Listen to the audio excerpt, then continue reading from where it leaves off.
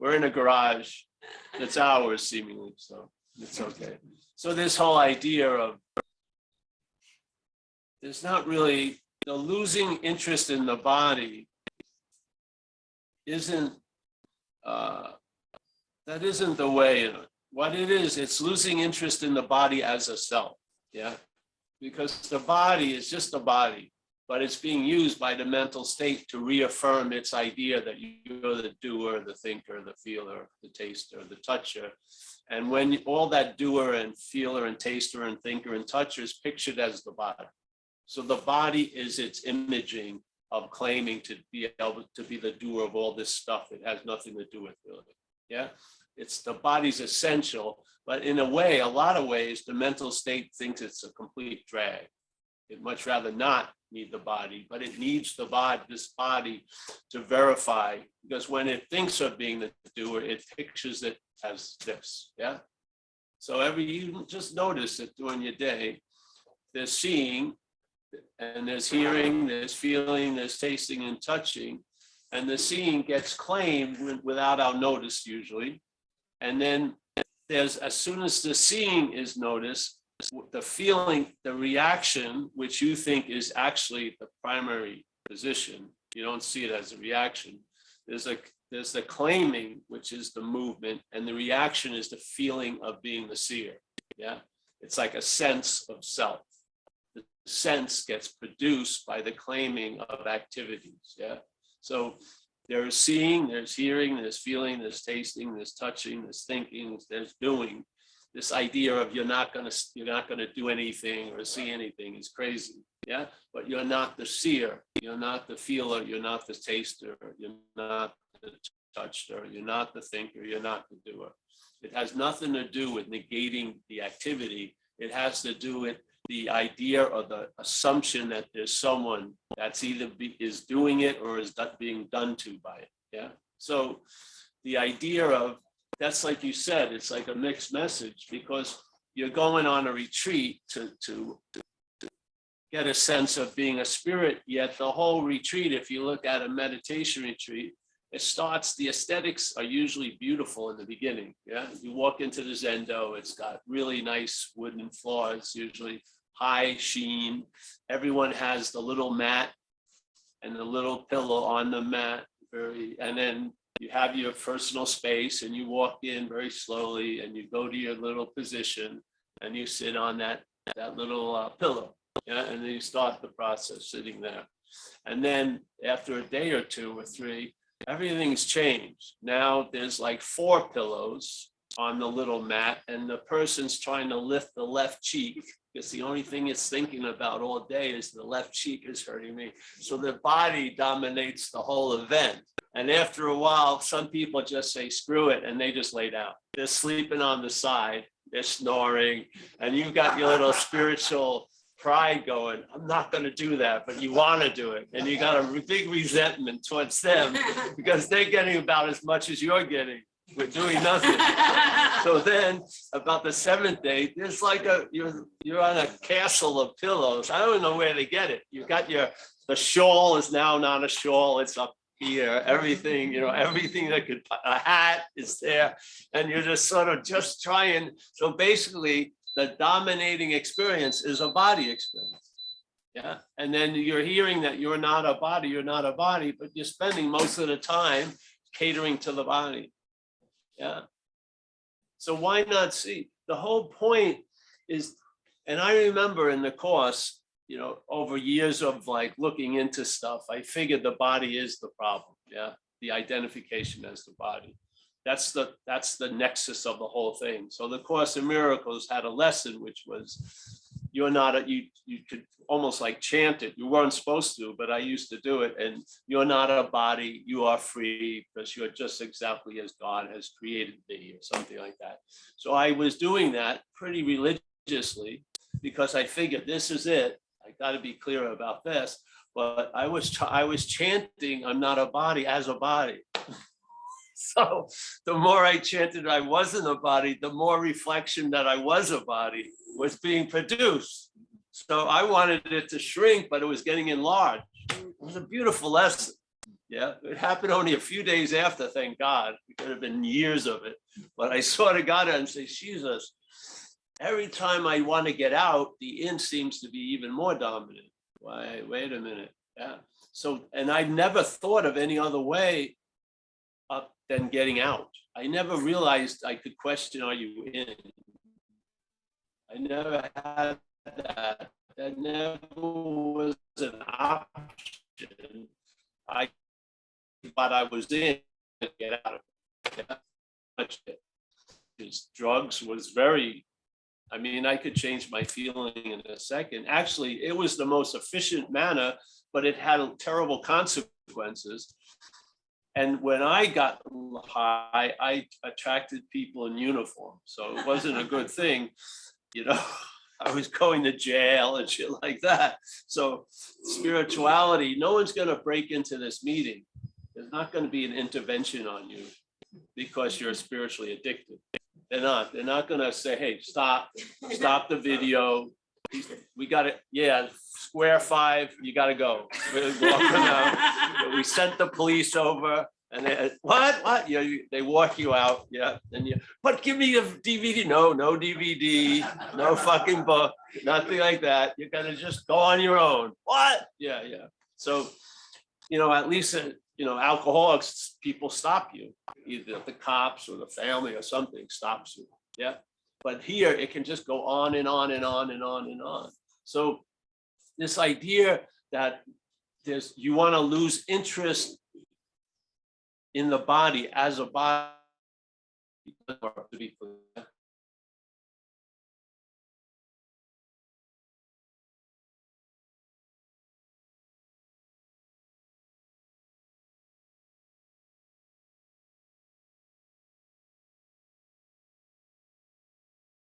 believes it can get out of what it's in. It's not something else that's in something else.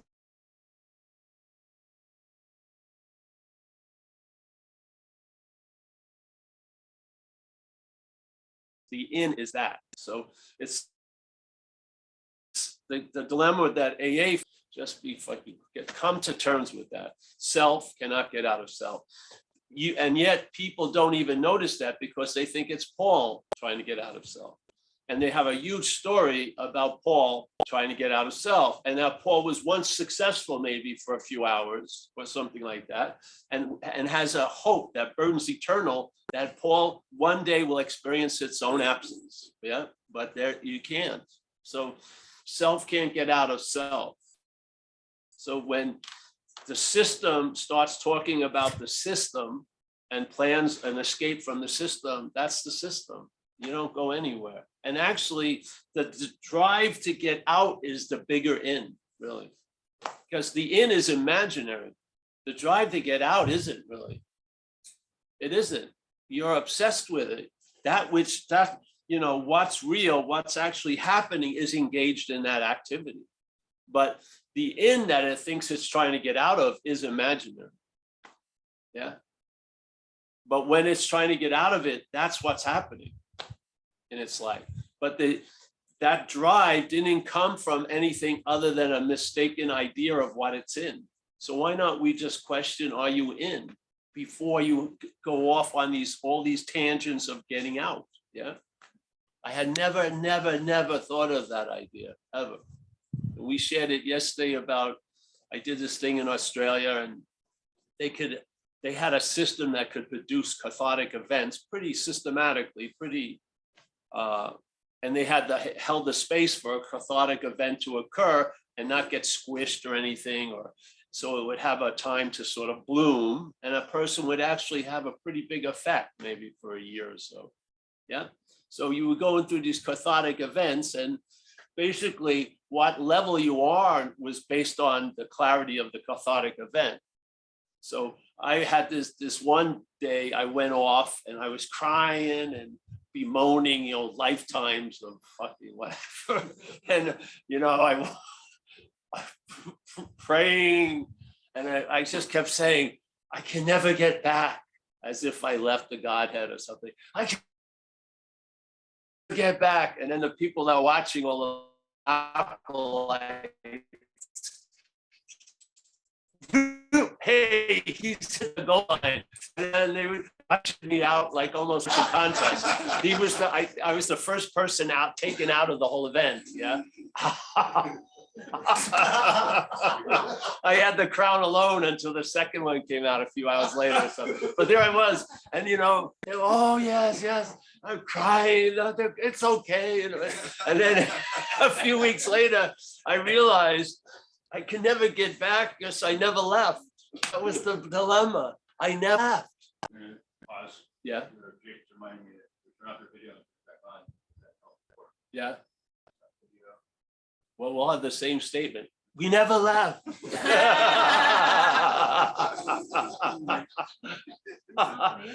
He's been gone for 10. We never left. It blew my mind, really. I didn't ever think like that. Yeah. That's when I started seeing the mental logic as some other manufactured thing. Doesn't come from me. Yeah.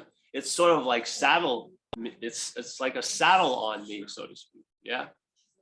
It's like a saddle. It's not of me. I could see that every time there's an action, mental state has to find actor. It cannot take life as a verb alone. As soon as it senses a verb, it makes a noun up.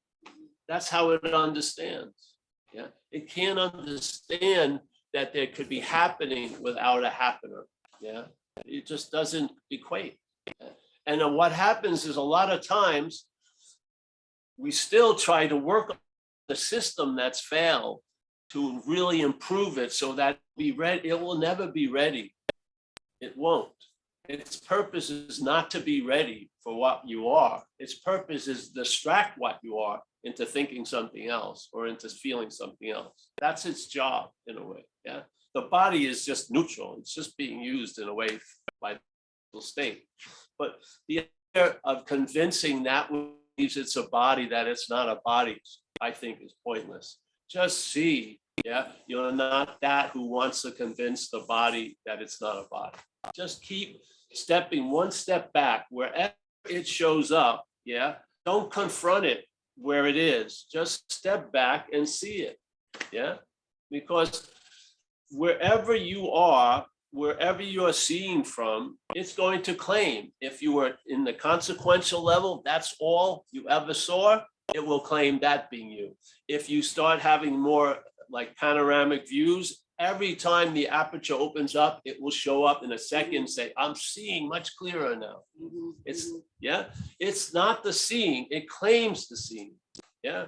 The awareness, or let's say you get hit with a realization, that realization is pure and clear, then it becomes your realization. Yeah. Which hides the real realization which is needed, there's no you. Yeah. Now you have a more weight on it because you just had a huge revelation. Yeah. That revelation was put to use in a very mutated way to reinforce the thing that it actually revealed isn't so. It now fosters a more so-ness to that thing. Yeah. So you have to, if you don't see it, you're going to be looking from it. If you don't heed the warnings and then allow them, because they're in now, they're in, you've been served the spiritual subpoena.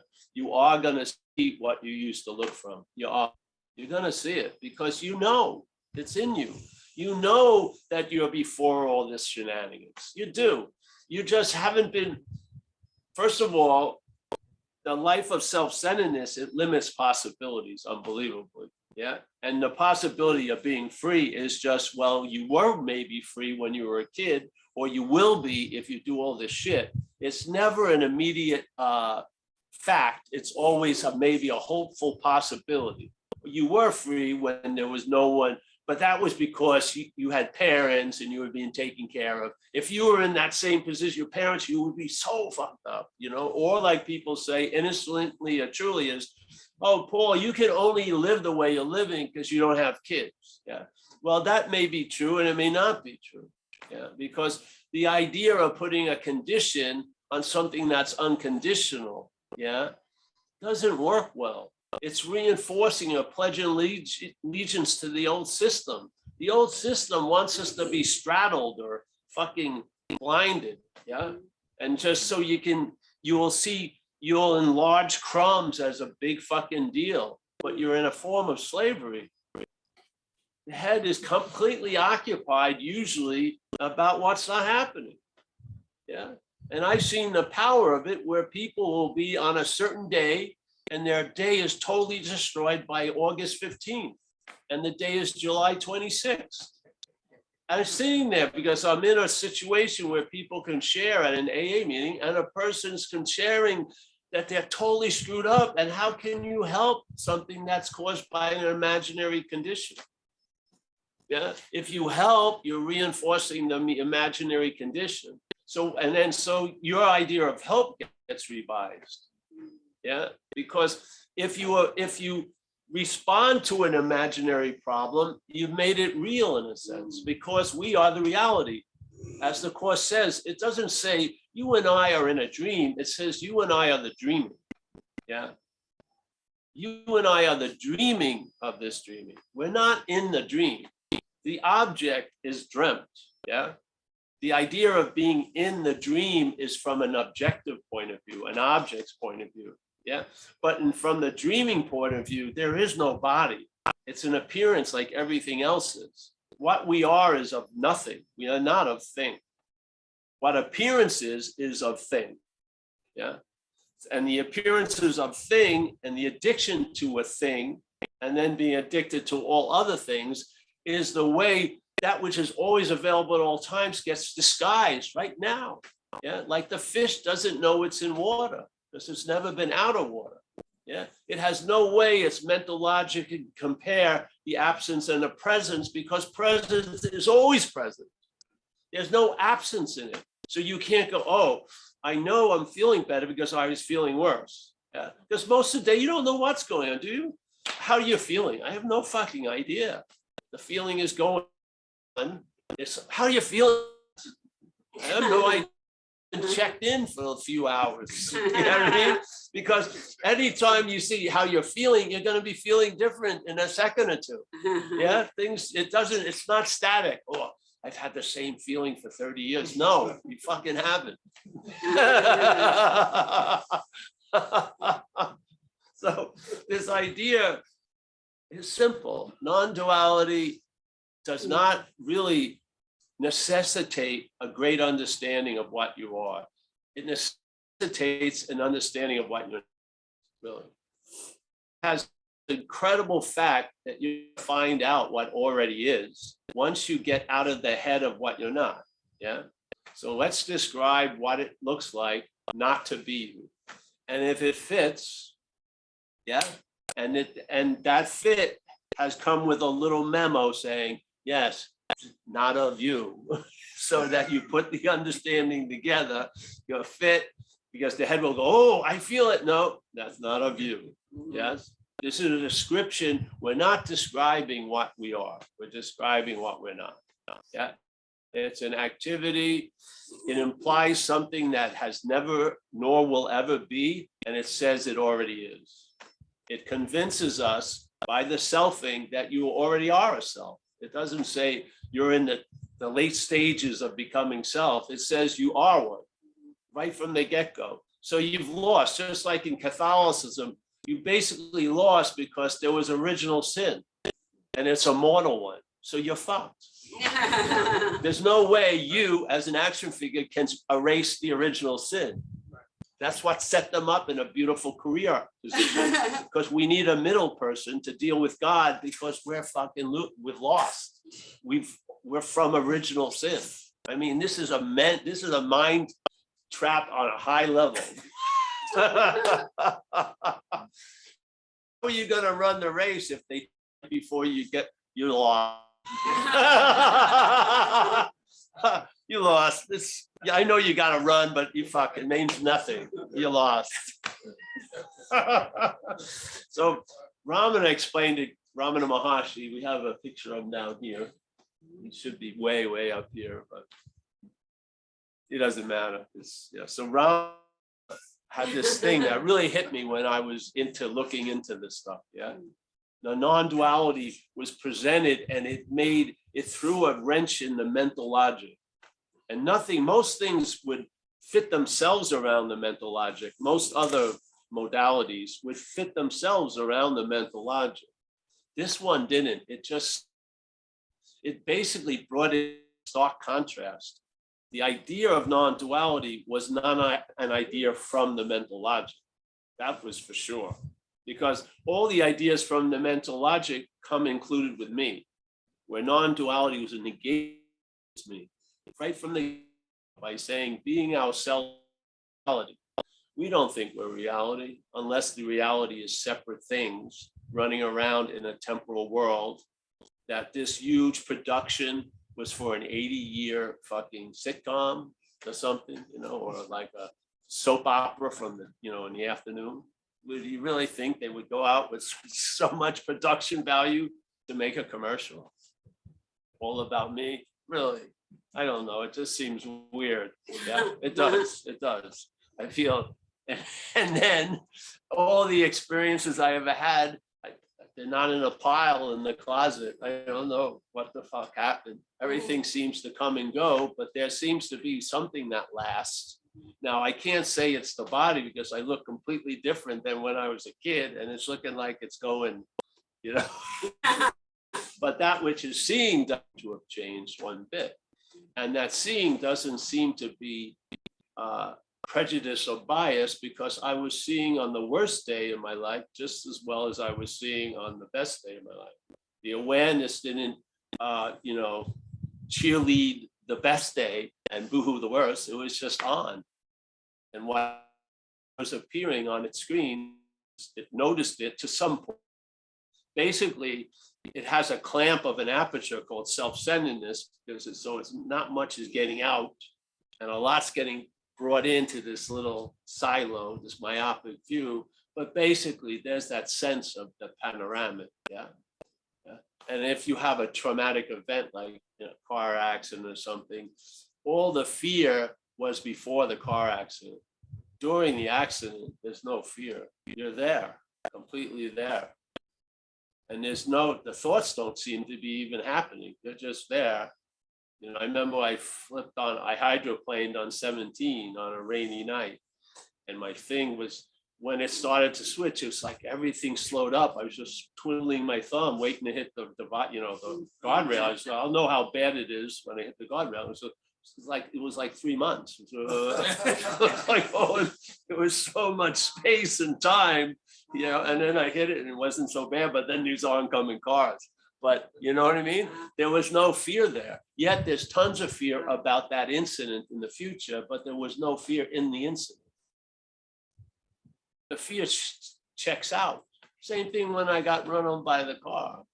I have no memory of that. I've gone in dreams to it. I have no idea about it. So basically, the head that probably led me to that position split. let me maybe hold in the bag, and then become aware of a new, laying in a hospital bed for fucking 10 months. Yeah. So, yeah, I had a real strong feeling of the prana, the life force, almost out. Yeah.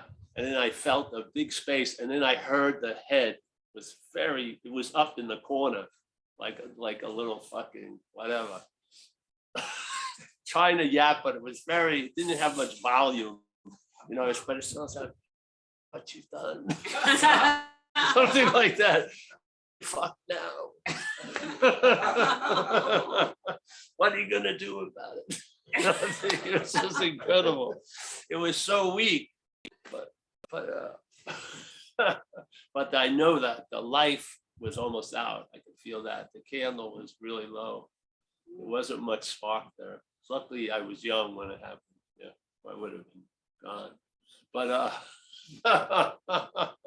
so the message is simple. We'll get back to what Ramana, he says, I read some of the stuff that people wrote about Ramana's teachings, and I find that this was mentioned in almost every one of them.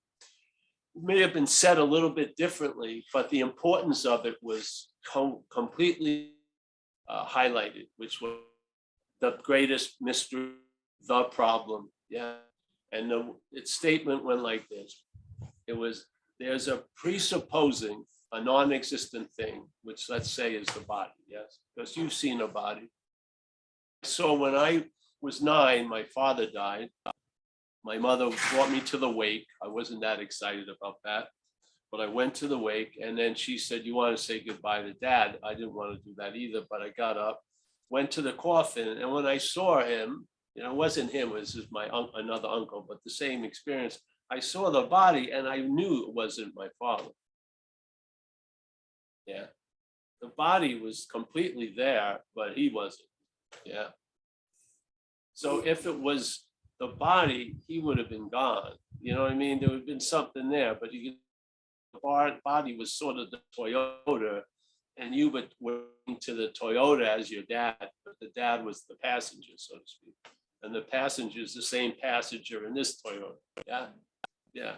So I got it then. It didn't have much impact, but later on it did, because I saw that's not him. Yeah. So there was a clear idea, but I wasn't in the condition of seeing it. This is not me. Yeah. It's sort of like someone once called me and said, "I've lost my ego, but everyone else's ego is bothering me." It was sort of like that. I saw it as an example, but what got the example was the problem. It was still an act of identification that I was overwhelmed by. Yeah. Until I heard this message. Yeah.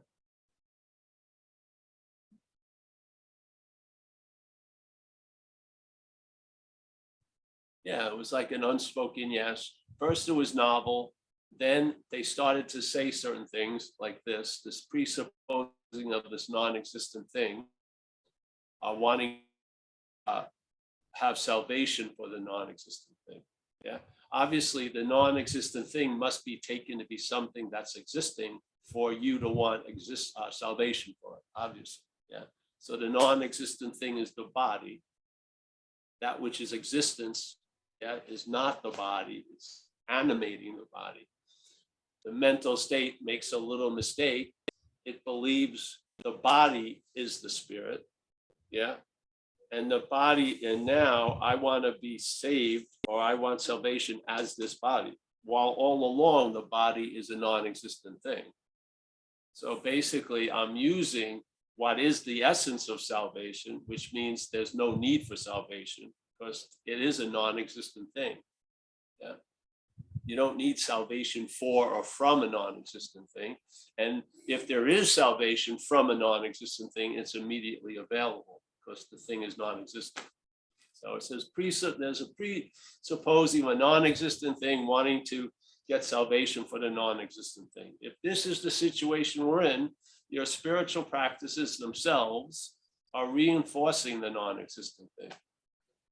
How can they destroy it? Because most people are under the illusion that their spiritual practices is destroying this non-existent idea, but it's actually doing the opposite. It's reinforcing the non-existent idea.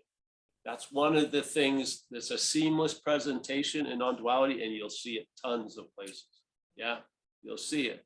Just like Huang Po, the great Zen master, whatever can be perceived cannot be perceived. He puts the whole hybrid to rest. Yeah, whatever can be perceived right now, all these bodies cannot be that which is perceiving. Yet the head, tapping all day, is premised and based completely on the opposite. It is that which is perceived is what's perceiving. So Paul is the seer. Paul is who's conscious. Paul is this. Paul is the one who's aware. When that's not the case. Yeah. A lot of people now want to be masters of making it a little easier to live in that condition, but non-duality is questioning the condition itself. Yeah, nothing wrong with trying to ease the effects of the condition. It's like we say, hey, if the house is on fire, yeah, and you're in it, you don't want to hear the message, there is no house, there is no fire, yeah, and there's no you in it. You're burning up, you want a pail of water. It has importance and value.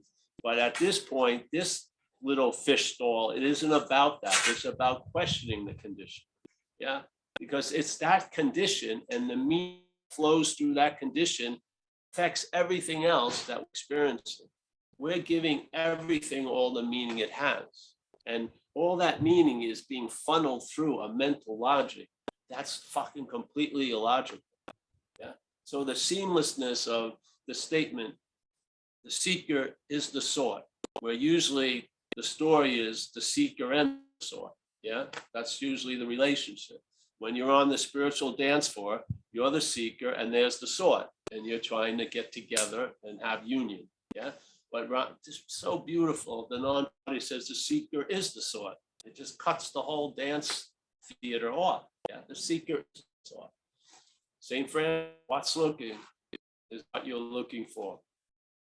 You would say, what an arrogant motherfucker. He's assuming everyone's looking for what's looking. I'm looking for a mate. I'm looking for shoes. I'm looking for this. But ultimately, everyone is looking for what's looking.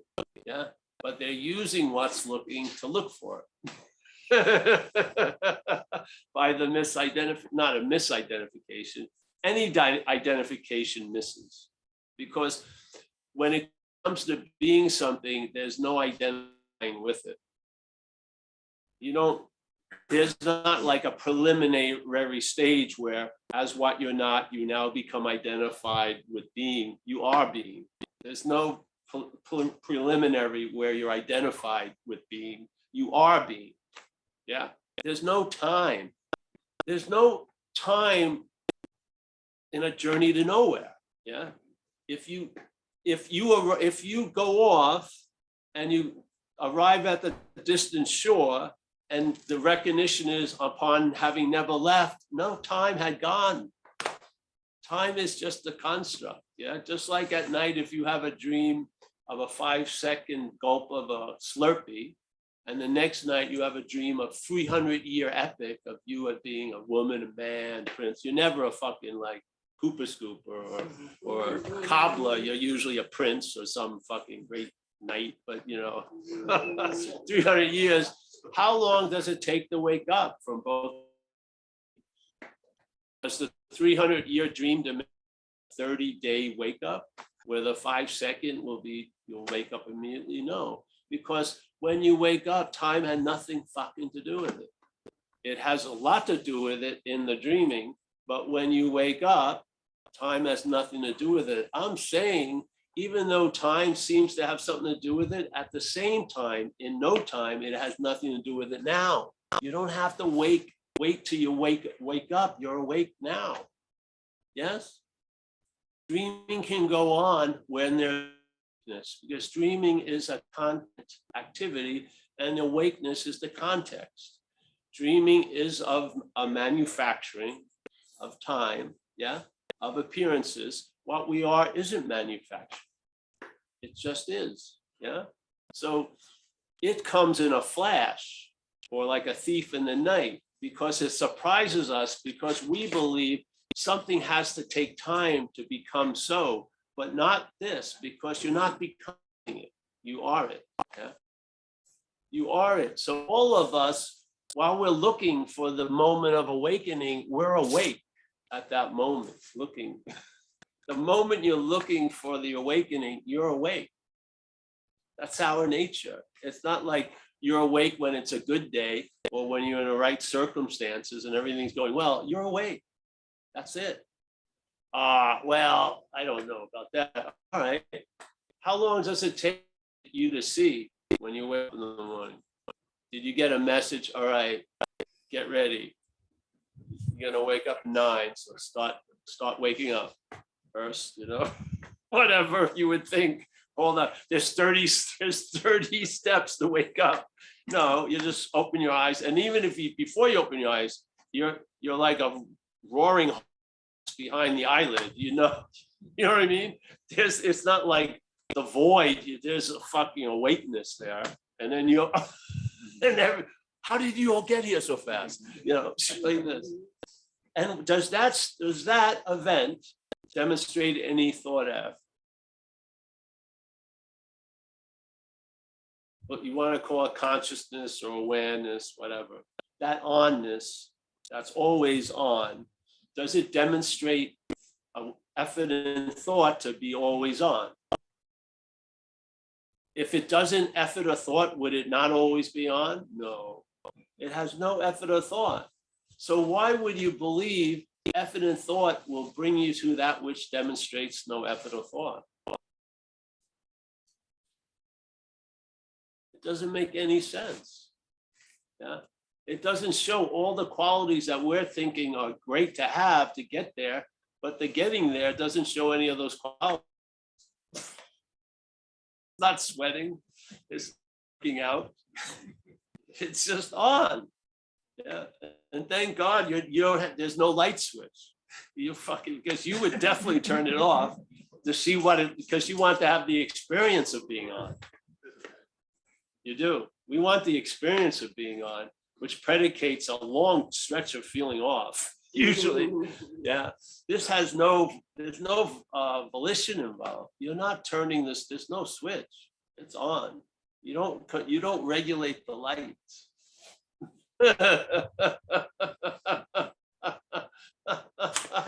The head resists the hell out of it. Tries to make it something that isn't so now by obsessing about what was so and will be so. But it can't really, this elephant in the room can't be forgotten. It's just, like Ramana says, it's like your head is in the tiger's mouth. You thinking, oh, I'm just playing around with this idea. You'll go into the fucking digestive system. You're in it. Yeah, the spiritual subpoena has been served. Yeah. It's a matter of no time, but it may take time. But it has, the matter is of no time, but it may take time because a lot of the balloons of conditions and requirements may have to be popped. You're probably not going to do it, so life will. So you walk around and then another one will go and another one bites the dust, so to speak. And this shit, and that's what non-duality does. It gives you a very simple understanding, being ourselves reality, and then it sees what it brings up out of the weaves. And then you really, the great understanding is you see all the misunderstandings. You do, and there's many. This thing is a house of cards, and the floor is cards. There's no solid foundation other than us believing it, really. We are the solid foundation, taking ourselves to be a house of cards. So there is a solution, like we say in the, yeah. And the solution, seriously, like,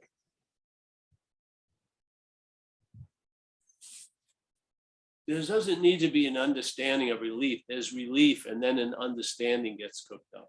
Yeah, the relief is the essence. You finally get relieved of the bondage of self. And then the misunderstandings go through a review and a revision, and now you have a working understanding. Like Zen would capture it with, you'll see blue is blue and red is red. Yes, it's just the obvious will be obvious.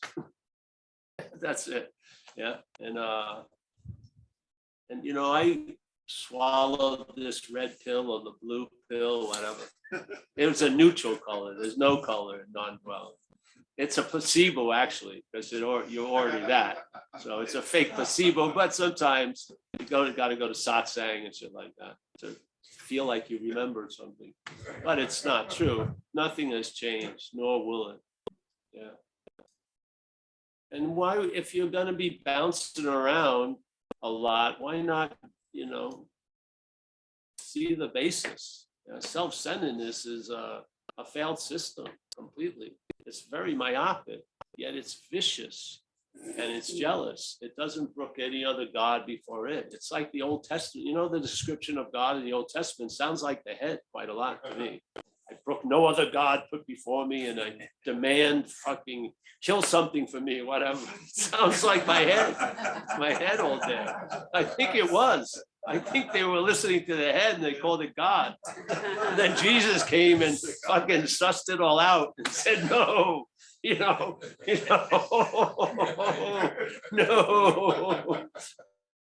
Insane. Let's move on to the New Testament. We need a whole new understanding here. That's not God talking to you. Kill your firstborn child. What the fuck? This is about sacrifice and martyrdom to what? No. Yeah. So simple message, really. If you stay with it, well, you can't be far from it, really. But you'll get in when it wants. And it's sort of like in recovery, we have the thing where people are sober for 20 years and they think it's all over, but the parasite was just been dormant. It was just waiting for the right condition to appear. Well, in a way, this unsuspected resource is just waiting for the right condition. Maybe it's a satsang, maybe it's a number of satsangs, maybe it's an event, maybe you read a certain book, who knows? Maybe you run into a person, but it doesn't need a huge traumatic trigger. It could be very simple, and it could be a cascading effect. You know, you'll hear one, and you hear another, and then suddenly some light goes on, and you realize the room you live in is a much bigger mansion, so to speak.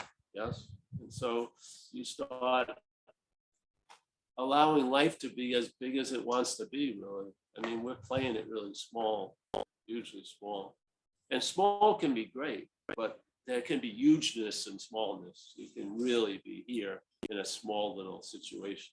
Yeah. So you know the problem from the solution. When you get relief, you know why you didn't have relief. It's pretty obvious. Yeah. And to me, it's an act of being identified as self. And there's no guilt for you to do that because you are not doing the act of being identified as self. It's not a volitional act. It's a mental act, almost like a mechanical.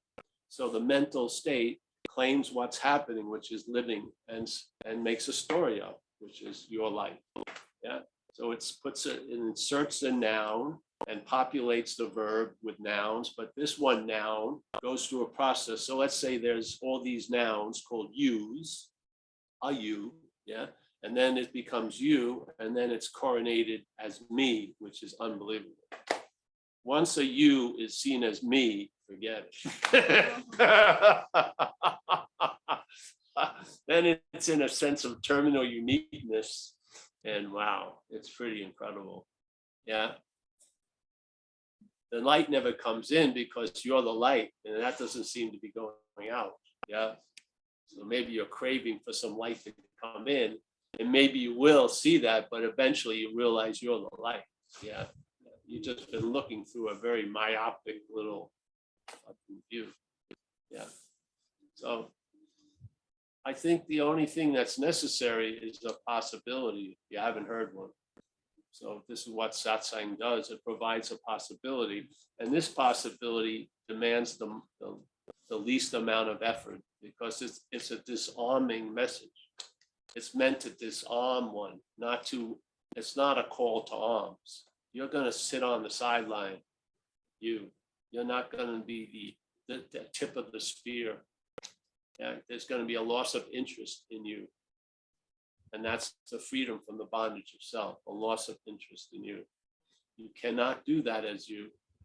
If you try to lose interest in you, that's more of you. These are the warnings that are encrypted in all messages of non-duality. You can't use yourself to get out of the self. Can't do it. Yeah. If you set out on a course to lose interest in self, that's interest in self. Yeah. If that which is playing God, here's the message, you got to quit playing God, and now tries to quit playing God, that's playing God. Ad infinitum. It's never going to work. Yeah. You don't, that which is playing God, the head is not going to quit playing God.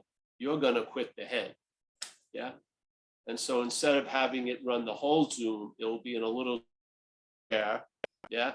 And the square will get smaller and smaller as his voice tries to get louder.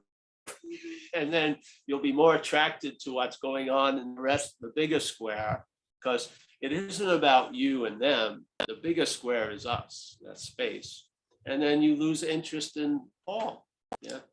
And you lose interest in the body as self. You don't lose interest in the body. The body actually thrives with a little less interest, I feel.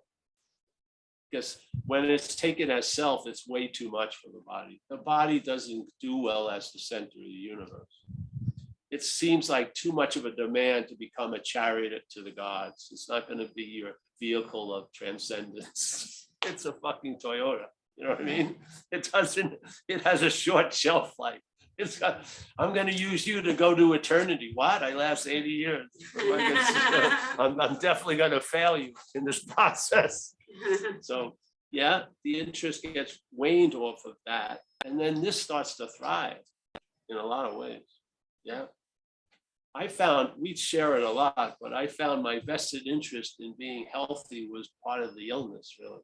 I had too much of an interest. I remember when I was young, I had trouble in my gut for a long time. I got introduced to macrobiotics, a very exotic way to eat.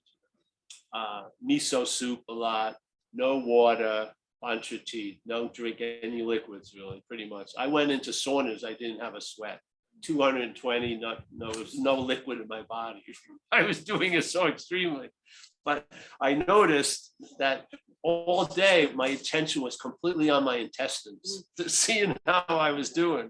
It was fucking insane. This thing was like the, you know, the magnifying glass burning the bug while I was looking at it. I didn't realize my focus was so magnified, it was doing a terrible thing to what I wanted to promote. Yeah. What are you going to do with that?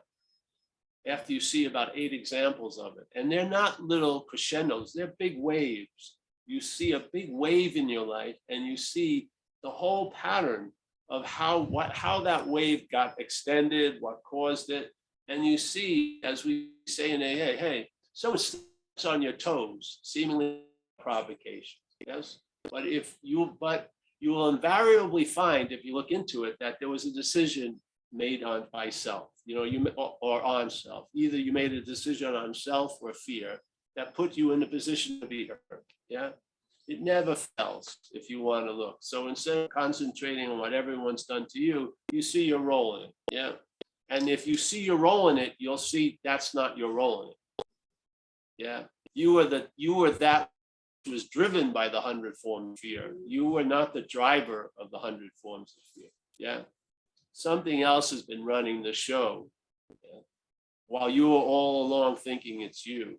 And every time you meet it, you call it me. So it has carte blanche, yeah, but it has a different agenda. It actually has a different pulse. Yeah, it feels completely different. Just like if you see someone you knew in recovery and they go out, their whole facial structure can change and their eyes are fucking completely different. You thought you knew the body for 20 years. One day of going out, they look completely different sometimes. There's a no driver there. Yeah. It's the same old driver.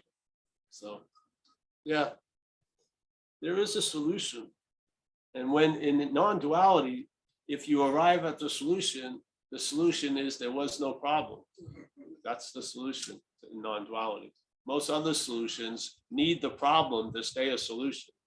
This doesn't, the solution aspect of it disappears as soon as you arrive there. When you're in the problem, you need a solution. When you arrive at the solution, there was no problem. Now, a lot of people want to keep chanting, there is no problem as the problem. That doesn't work. You can't, I don't think you can use non-duality as a way out of something. Yeah, you just, in a way, non-duality just talks about the idea of being in something. It's not a very skillful means to get out of something unless if realizing you were never in it is the most skillful means, which I would think is. Yeah. If you realize you were never in it, then all these methodologies of getting out of it aren't that valuable. You know, they're not useful anymore because you're not in it. Yeah. Isn't that incredible? And if you're on the money, if the bet was put and it's on the right, you know, number, it's instantaneously a fact and it grows in you. That assurance and that sense of relief becomes the basis you live from instead of the thing you're trying to get to. You actually have a relief, yeah? And there's an assurance in the relief. Faith, yeah, faith. Like it says here in this course, I wanted to read that sentence because it explains, you can apply it to AA perfectly. He says in this one sentence, first of all, the one sentence, he says, the brain interprets to the body of which it is a part. Yeah. So the brain is what's taking in the information and it's collating it to fit the body, to reinforce the body story. So when you're feeling like a body and then you'll hear that you're not a body, it sounds impossible to the body that it's not a body, because that's the program.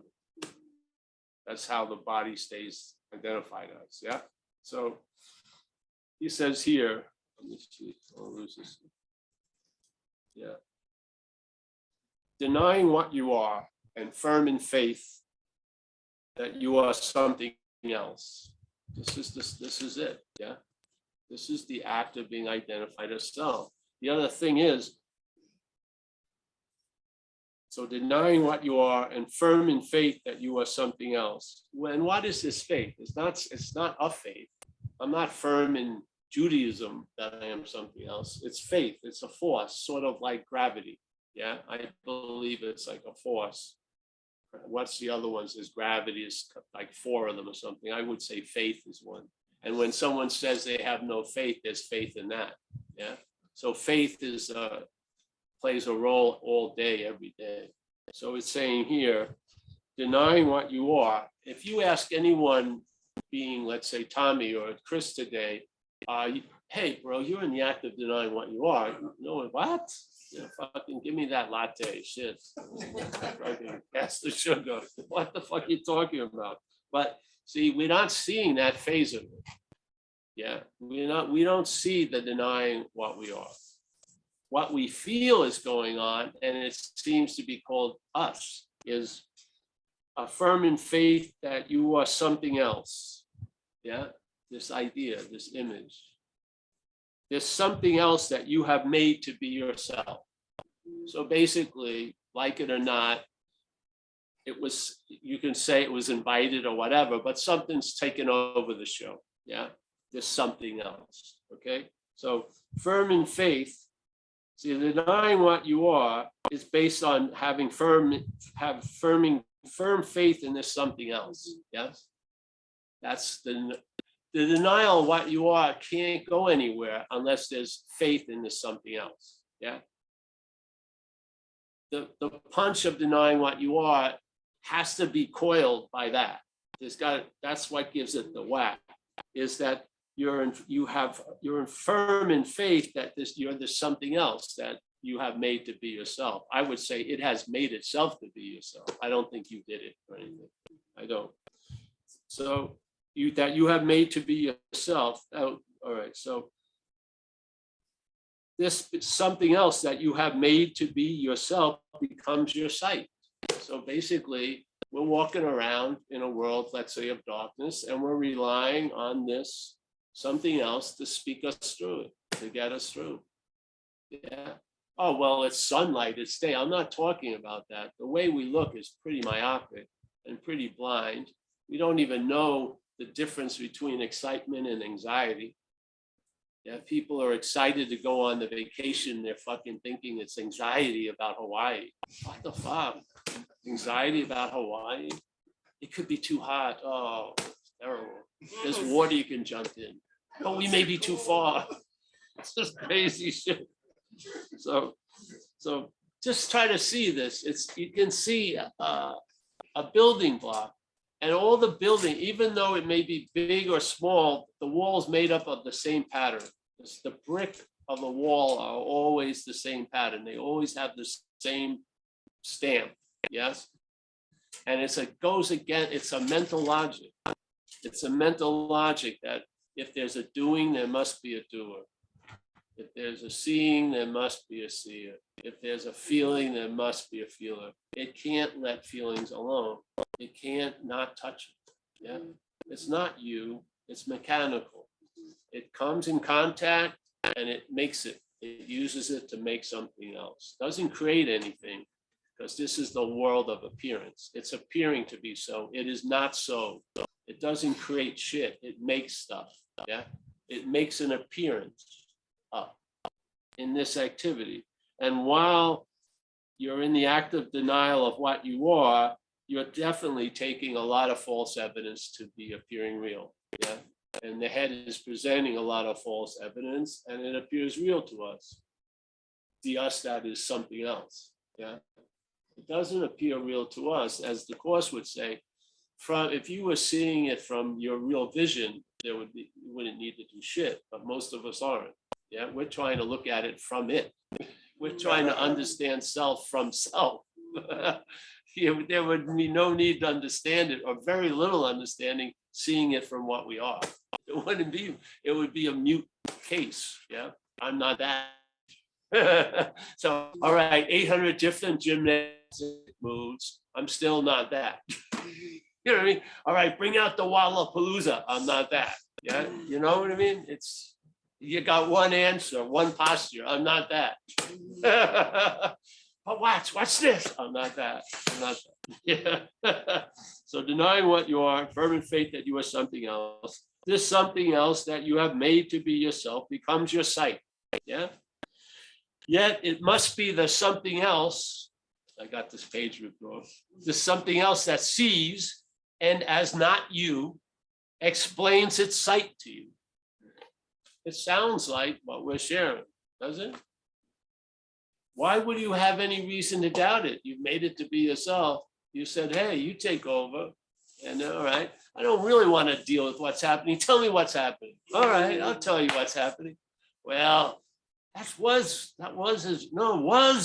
more important what happened and what's going to happen. All right. Why should I question you? Because you failed completely? For why? You know, it's me. So it's pretty clear. It says, all right. And then it says that sees and as not you explains its sight to you. And he says here beautifully, your vision, what we are, awareness, right, would of course render this quite unnecessary. Yeah. A quality that's right there, right now, at all times, would render all this fucking shit quite unnecessary. You don't have to go over it and fucking kill it and have it resurrect, kill it again, resurrect, kill it, bury it deeper every time, try to rehab it, whatever. You would see it as not you. And there would be a sufficient enough loss of interest that you'd travel lighter. Yeah. And then if you represent sort of like a Petri dish, a lot of shit that thrives in your condition right now wouldn't in the new condition. It wouldn't. Yeah. Because the acidicness that these things like vindictiveness, revenge, you know, thinking people are out to get whatever, yeah, all that stuff needs a certain condition to thrive in, yeah, like a Petri dish. This sufficiently allows a change where we go alkaline, and maybe like, you know, service, you know, maybe like you see the similarities, not the differences, shit like that start becoming the new norm of seeing. And after a couple of months, you realize you're on to something. And you realize completely as this, that you have nothing to do with it. That's very important. Because its little mental arm can't reach that far back to claim being the seeing of itself. It just has a, I think it's not, the programming runs into a state of humility. It just realizes I don't have anything to do with it, you know? All right, I get, you know, you saw it. Now let's go keep masquerading that the emperor has clothes on. You saw it, but let's keep on going. Because it just keeps on going, but now the volume can't reach its height because you're not turning the volume up. You've lost interest. Now that interest is going into light. Maybe how you contribute to it. And the whole, really, one of the big pivots of recovery is losing interest in self and knowing that you as self cannot lose interest in self. Yeah. And yet, but there can be a loss of interest in self. You not wanting to lose interest in self does not mean there cannot be a loss of interest in self. Losing interest in that is that there's a loss of interest in self. Yeah. Yeah. You can't lose interest in that as that, but you're not that. That's the whole premise of non-duality, is that you are a different basis. Yeah, you're not going to try to change this to come here. You've never not been here. Yeah, and you're going to see that.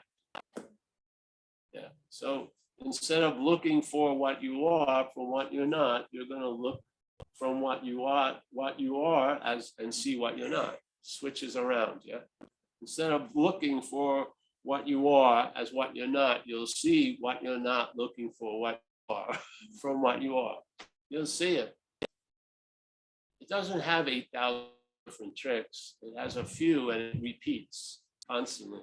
It does. It doesn't have a huge array of potentiality. It just does one thing, claims, yeah, and then inserts a noun. No matter how many verbs are there, it will find a place to put a noun. And then suddenly the emphasis leaves the verbs and it's in the noun. And now instead of like happening, life's happening to me, the whole thing. Yeah. And that weight gets heavy on people. Life's happening to me. You can see a lot of injustice in that. Yeah. But when you see life's happening, you see a lot of injustices fall on a lot of people. Yes. And hey, why does it have to be? Why not? Does it? Yeah.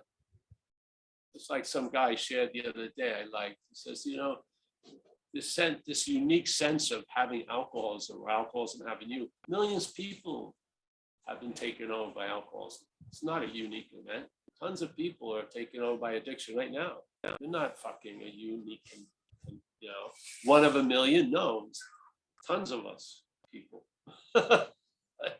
Yeah, but part of the disease is the sense of personalness and all the sense of uniqueness. You're special. You're the only one who has this situation. That's baloney. It's bullshit. Yeah, most of it is. Yeah. So it would be great if it was giving you all that you were looking for, but it doesn't. It promises a lot, but doesn't deliver much. Yeah. So perhaps there's a better way. Thank you. Anyone? Oh, you want to ask? You want to have a question here? We're going to have some tournaments if you want to stay. We got the foosball and the ping pong. Yes, yeah. There'll be some illegal betting going on. Yeah. I was going to mention your comment about Jesus saying, "Hey, no, it wasn't like that."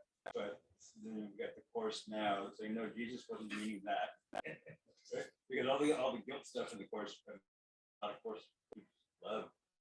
Oh yeah, it's a big iceberg of guilt. You know, but it's really there. Yes. It doesn't matter how you hear it, it's the hearing of it. Yeah. It can be said in Arabic or, you know, slang or anything. It's hearing. It's that bell, it rings. You'll remember it's rang before, and there'll be a certain sound to that ringing that you'll know to be true. You'll have assurance. It's not a leap of faith. The leap of faith is in the head. Yeah. When the head gets minimized, there's ample evidence, you know, of relief and traveling lighter, and the eyes to see tons of coincidences. Yeah. I mean, you'd have to really, the head would have to be super stubborn not to finally begrudgingly admit that something's afoot, because it's pretty obvious. Yeah, things are going on. Yeah. Something is doing for us what we couldn't do for ourselves. Why not, you know, expand on that idea? Yeah. All right. Any questions, Mike, there? Don't see any hand. Hope they're still there. No hands? Oh, that's great. Everybody's frozen. I think they're getting audio. Every single body's here is frozen. They haven't. They're frozen. Oh, here, I know. states. That's right. Nobody's got questions. There's not They nothing. finally arrived at the perfect Zen posture. I can't move. Grasshopper. Wasn't that bad? Don't you forget your body quite a lot when you're doing something you like surfing or something. There's so much time you're not of the. It's just, but it's never remembered much. And then if it is remembered, the glory is given to the water or the surf or something. But it's us. Yeah. The surf was used to tease something out that's already there. It didn't produce anything new. Yeah. When you just really deeply laughing, it's like you The head's swollen enough. completely. So a lot of the time, but the thing is, if a miracle occurs, it forgets it in 20 minutes, and then it latches onto a resentment and it breathes life into it for 40 years. It's got a bias. It thrives in the acidic, and its agenda is to go that way. It doesn't want to go to the alkaline because it doesn't, yeah. The thing has a base. It's inherently anxious because it's not true.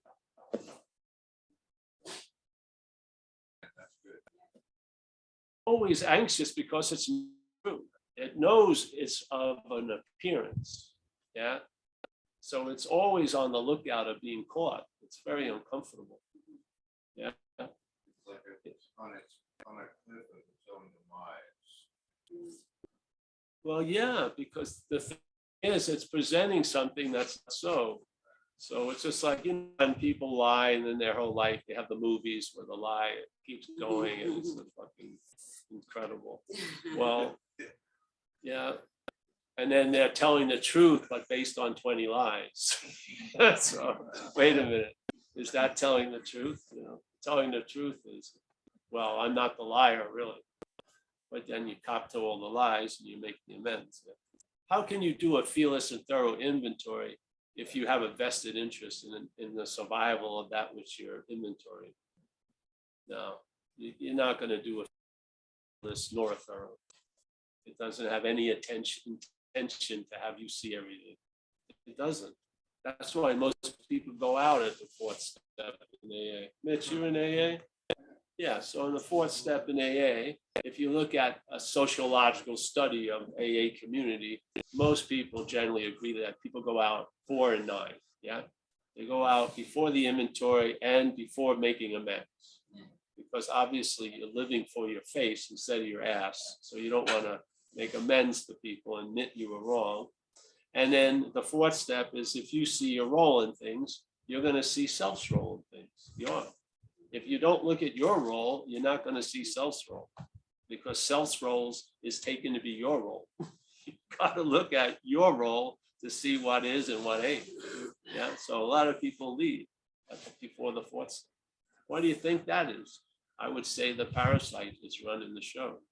It has no intention of having the light pointed in its direction. Yeah. And the head has a lot of pride. I'll tell you, when I came in and they told me, first of all, the terminal uniqueness was unbelievable. It was so thick. I can't believe I could see anything. It was unbelievable. But when that started to unwind, oh, what was that? I was going to go somewhere. I forgot. The terminal uniqueness got. It was, yeah, that was an extreme level. Having your own thoughts, or other people having their thoughts. Oh, no, that I wasn't going to go there, but yeah, you can do that now. Whatever, it doesn't matter. But yeah, if for Mitch, yeah, everyone here who's in recovery, just go to page 64, the third paragraph, and read the sentence and see its position, which is right before you go into the working step. The first one, the fourth step, doing a basic inventory, yeah, and says, all right, being convinced is the requirement. That's the requirement. They're stating the requirement before they go into this stuff. They go being convinced. So doesn't matter. Why not just say, yeah, doesn't matter if you are or not, because it could be your head talking. All right, let's just take you're convinced. You're being convinced. Self manifested in various ways. Self manifested in various ways is what has defeated us. Self and us are obviously not the same. Yeah. Us would be different than self. Self doesn't have us. I mean, actually, self has us. Us doesn't have a self, but self has us. Yeah. So self manifested in various ways is what has defeated us. That's you need to be convinced of. And how do you get convinced of that? By doing an inventory, maybe. So it says, all right, if you're convinced of this, we're going to look at its, meaning self's common manifestations. Next paragraph is resentment. and then it goes to fear, then it goes to harming people in the pursuit of what you want. So we look at the sexual arena. Yeah, those three categories. What? To see how self treated us. How? By seeing its manifestations, because we can't see self because there isn't any. Yeah, but we can see the manifestations. So we're gonna get that which can't be taken a picture of will become noticeable by seeing the manifestations, it not to us but to self. That's the point. Yeah. So all right, we start doing the inventory. So the main intent is to see how self defeated us by looking at its manifestations. So we could recognize the defeat when it's happening, and when it's happening, we could call its way it's defeating us, not ours. Yeah, that's where the relief is. The relief isn't from resentment, it's from my resentment, really. See, so you stop living in the habit of calling self's manifestations yours. It's a very, very defining point because it's at the beginning of point. Yeah. Either you're going to see something or you're going to be looking from it. Those are the options, really. Either you're going to see the selfing or you're going to feel like a self, and that would be looking from it. That's what's going to happen. Now you'll feel like a self, but now you have this idea, this possibility you may not be that. So then you can do a fearless and thorough inventory because it's really not of you. You can be super thorough and fearless about resentments and fears and acting out in the pursuit of sex because they're not yours. Yes. If they're yours, you're going to hide. It's third person. Yes, in a way. So now you can do it, you see it, and then you come up with some information in recovery. You share it with a person the first step, and then you have the eyes to see through 6 and 7. When something is appearing that's not of you, you bring it to this higher power. So I'm entirely ready to have this, which I'm noticing right now, that used to be called me. I'm entirely ready to have this reconfigured by something greater than myself. I can't seem to do it, or I would have, obviously. Yeah, that's 6 and 7. Why is it so hard for that stream to get some flow in it? Yeah, it just seems to get diverted every time. We've been sharing it for 20 something years, just to get it established where you see the manifestation of self as a foreign thing, not just for 10 minutes, but for days and days. And it becomes a view that you have your whole life after that. Instead of getting diverted after a day or two and going back to the lazy, my resentments, my fears, my harm, how are you going out of something? If Stanley's manifesting shit through me and I keep calling them mine, I'm identified as Stanley, obviously. Though I feel like I'm Paul, in all action, I'm identified as Stanley. I'm calling Stanley me as it's moving through me. You know, don't you see that as an important? It's not even a fork in the road. It's before the forks. Yeah. It's like, it's so important. That's why I never left this point over the years, because he told me, if you don't this, you're going to be looking from it. Yeah. Yeah. Paul, Yes. The self that has defeated Hmm? the self that has defeated us. Where is it coming from? What is its name? Well, it comes from its nature is mental, yes, and it's an idea basically that's being presented all day, like the audience. Let's say a silent audience, and that's audience is watching a show, and then the show seems to become interactive. And when you get up on the stage, part of getting up on the stage is you forget that you're the audience. Yeah, and this is called maybe an 80-year play or a 90-year play. Nothing ever really happened, but in the appearances, you're living as if you're the actor that's going through the turmoils and tribulations of the movie, what movie you're in. There's, you have maybe a love part and a war part and whatever. Yeah, but you're the star that goes to each different genre of movie. But where is it coming from? I don't even care where it's coming from. It's like it's part of the creator or whatever. Of course it is. It's all a part of us. Yeah. But see, if a part of us was against the whole of us, then the rest of us needs to look at that, don't you? So if a part of us was saying it's the whole of us, then the rest of us need to look at that part. And if you want to get a good look at that part, I would make it something other than you. This is very difficult to see one fabric from another in a sweater. Yeah. If they're all the same color. So let's make it something else. Yeah. See it as something other than us. And then it gets minimized. And then it fits back in to the rightful little square hole or yes. Doesn't feel like it's a conditioning from the condition, belief systems and the old ideas. Yeah. Trauma, everything's geared from that condition. Like, Well, of course, because it doesn't have much length. It's only going to seemingly live for 90 something years. Yeah. So it's busy. It does, that's why a lot of people have a very difficult time, not with dying, but with the fear of dying, because the thing's got plans. You know what I mean?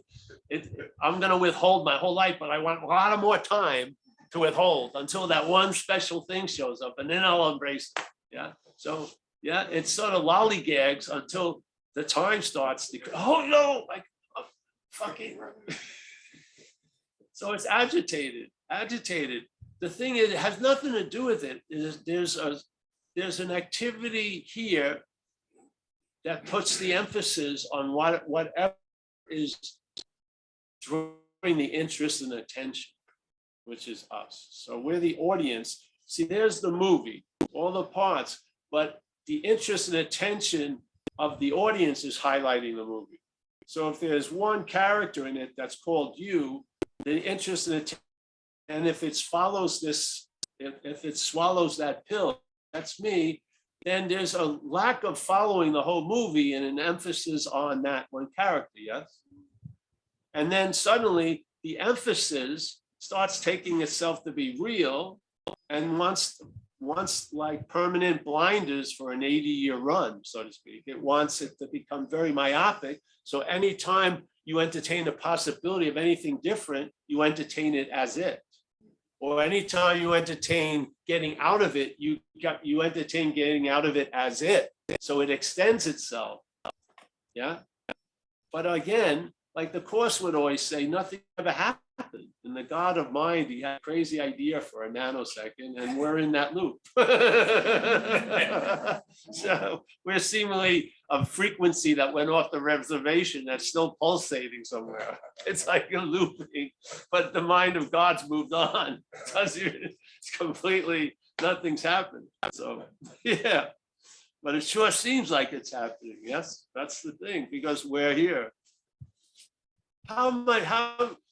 Just like in a dream, there's a tiger. The tiger is very threatening because of your ideas of tigers. Yeah. And so you're really afraid. But when you wake up, you're not, because you recognize the tiger was a dream. There was no real tiger. So its effects end when you wake up. They extend while you're not awake.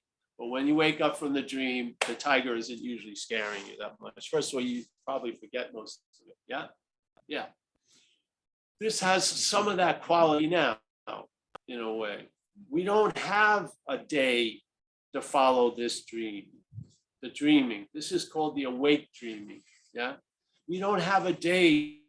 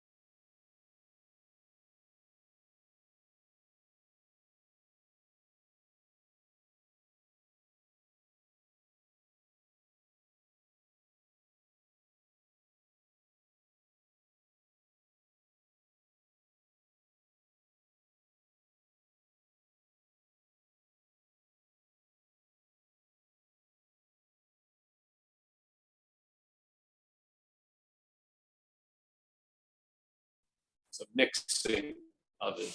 Yeah. I mean, completely distinctly contrary to this, how this thing happens. Talking about blackout. Hmm? Talking about blackout. No, about overdoses. When I went into overdoses, blackouts or something else. Overdoses were, some of them, you'd be dead, yeah, until they came and shot you up with the Narcan. And then you come immediately back, and then, I mean, there was nothing to grab to bring with you. It's like, when you're there, you're all there. When you're here, you're seemingly all here. Yeah, yeah, it wasn't like, yeah, I brought something back. Maybe you had those near-death experiences, and they did bring something back, but it was nothing. Yeah, mine was just angry, because usually there would be police when I came too, and that was definitely the same old movie. Yeah, and I was super pissed.